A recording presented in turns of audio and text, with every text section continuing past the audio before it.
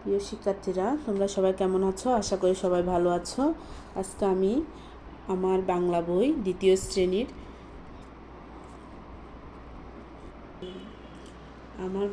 দ্বিতীয় শ্রেণীর পাঠ 4 ডালিম কুমার ও কঙ্কাবতী আলোচনা করব, তোমাদেরকে পড়ে শোনাবো। ঠিক আছে?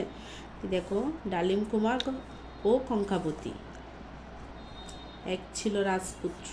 এই দেখো, রাজপুত্র ছবি দেখা যাচ্ছে, দেখতে পেয়েছো? আর এখানে দেখো, রাজপুত্র ঘোড়ায় চড়ে যাচ্ছে। দেখি, গল্পটা পড়লে তখন আমরা বুঝতে পারবো। ঠিক আছে? এক ছিল রাজপুত্র, তার নাম ছিল কি? ডালিম কুমার। রাজপুত্রের নাম কি ছিল?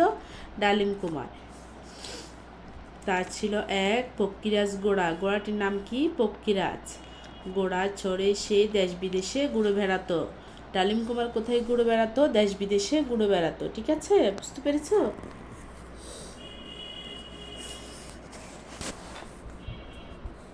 দেখো, এবার ঘুরতে ঘুরতে অচিনপুরে চলে এলো কে? ডালিম কুমার ঘুরতে ঘুরতে অচিনপুরে চলে এলো। সে অনেক ক্লান্ত বোধ করলো। সে গাছের ছায়ায় ঘুমিয়ে পড়লো। এই দেখো, দেখতে পেয়েছো? ডালিম কুমার গাছের ছায়ায় শুয়ে পড়েছে, দেখেছো?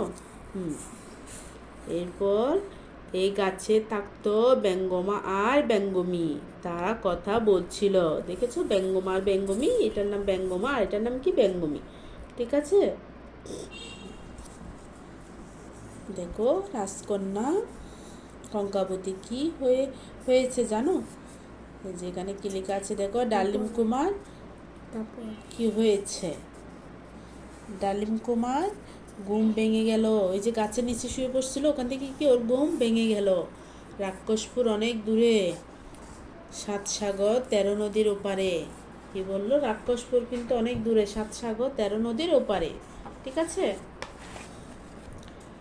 এবার ডালিম কুমার 7 সাগর 13 নদী পার হলো। এই দেখো, ডালিম কুমার যাচ্ছে পক্ষীরাজ ঘোড়া নিয়ে 7 সাগর 13 নদী পার করে। তারপর রাক্ষসপুরীতে পৌঁছালো। ডালিম কুমার এরপরে কি করছে? রাক্ষসপুরীতে পৌঁছে গেল। তখন রাজকন্যা কঙ্কাবতী সোনার পালঙ্কে ঘুমিয়ে আছে। এই যে দেখো, সোনার পালঙ্কে ঘুমিয়ে আছে রাজকন্যা। কিছুতেই তার ঘুম ভাঙে না। ডালিম কুমার দেখতে পেল কঙ্কাবতীর মাথার কাছে রূপার কাঠি আর পায়ের কাছে সোনার কাঠি। দেখো, এখানে ওই যে কঙ্কাবতী কি কাছে কি, মাথার কাছে কি আছে? রূপার কাঠি, আর পায়ের কাছে আছে কি? সোনার কাঠি। যে ডালিম কুমার দেখতে পেয়েছে। তখন ডালিম কুমার মাথার কাছে সোনার কাঠি নিয়ে এলো আর পায়ের কাছে রূপার কাঠি দিল। হ্যাঁ, তো এই যে দেখো, দেখতে পেয়েছে। তখনই এমনিতে কঙ্কাবতী জেগে উঠলো। এমনিতে কিন্তু ওর ঘুমটা ভাঙতেছিল না। ঠিক আছে? পরে যে মাত্র সোনার কাঠি আর রূপার কাঠি চেঞ্জ করে দিল, তখনই কিন্তু কঙ্কাবতীর ঘুমটা ভাঙলো। উঠে ঠিক তখনই রাক্ষস ঘরে ঢুকলো। সাথে সাথে ডালিম কুমার তরবারি বের করলো। দেখো, রাক্ষস ঢুকে পড়লো। সঙ্গে সঙ্গে দেখো, এই দেখো, রাজা কি করেছে? ডালিম কুমার তলোয়ার বের করেছে। কঙ্কাবতী বলল, রাক্ষসের প্রাণ আছে একটা টিনের কোটার ভিতরে।